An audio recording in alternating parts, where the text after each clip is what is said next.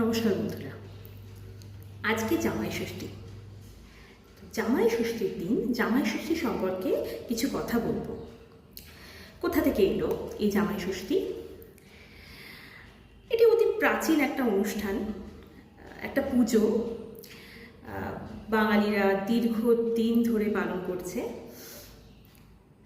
কেন করছে?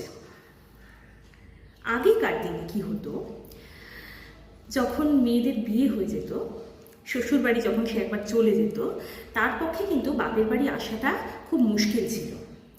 কখনোই শ্বশুরবাড়ি থেকে খুব সহজে বউকে বাপের বাড়ি পাঠানো হতো না। তো জ্যৈষ্ঠ মাসে গ্রামের বাড়িতে যখন আম, কাঁঠাল, লিচু সমস্ত পেকে যেত, তো স্বাভাবিকভাবেই সেই মেয়ের মায়ের তো মনটা কেমন করে উঠতো তার মেয়ে সন্তানের জন্য।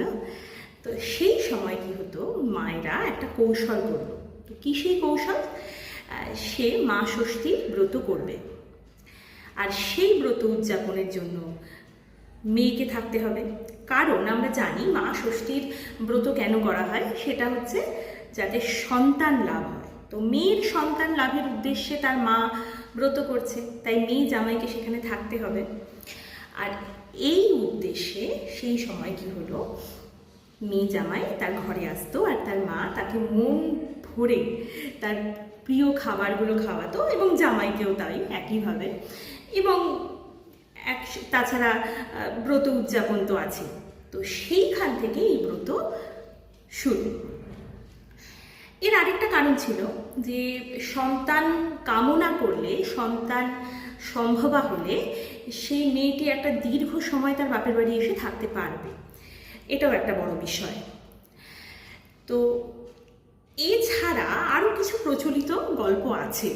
তো এরকমই একটা গল্প বলি। এক গ্রামে এক বউ ছিল, লোভী বউ। তো সে যখন বাড়িতে কোনো ভালো মন্দ রান্না হতো, সে কী করতো, লুকিয়ে লুকিয়ে খেত। খুব স্বাভাবিকভাবেই আগেকার দিনে যেটা হতো, বউদের খাওয়া নিয়ে অত কেউ চিন্তা করতো না, সে পেলো কি পেলো না সেই নিয়ে কেউ অত ভাবতো না। তো সেই বউটি কী করতো, লুকিয়ে লুকিয়ে খেত। এবং যখন সেটা ধরা পড়তো, সে বলতো বিড়ালে খেয়ে গেছে, বিড়ালের ঘাড়ে দোষটা দিয়ে দিত। তো বিড়াল তো খুব রেগে গেল। আমরা জানি মা ষষ্ঠীর বাহন বিড়াল। তাই বিড়াল গিয়ে মা ষষ্ঠীর কাছে গিয়ে বলল সমস্ত ঘটনা। মা ষষ্ঠী রেগে গেলেন। তিনি সেই লোভী বউয়ের যে পুত্র সন্তান ছিল তার উপরে নিজের কোপ প্রয়োগ করলেন। সন্তানটি মারা গেল। সন্তান মারা যাওয়ার পরে মা ষষ্ঠী তখন এক বয়স্ক মহিলার বেশ ধরে সেই লোভী বউয়ের কাছে গেল, গিয়ে সমস্ত ঘটনা বলল যে কি কারণে এইসব ঘটলো। লোভী বউ তার ভুল বুঝতে পারল, এবং ভুল বুঝে সে তখন মা ষষ্ঠীর ব্রত করলো, এবং ব্রত করার পরে মা ষষ্ঠী তার সন্তানকে আবার সুস্থ করে দিল। তো এই হলো বিষয়। সকলে খুব আনন্দ করো, দারুণভাবে জামাই ষষ্ঠী পালন করো।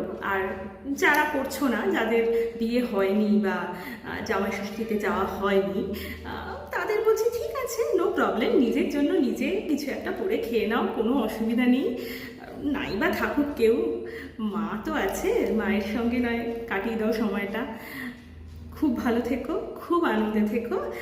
আবার দেখা হবে এরকম কোনো ভিডিও নিয়ে। নমস্কার।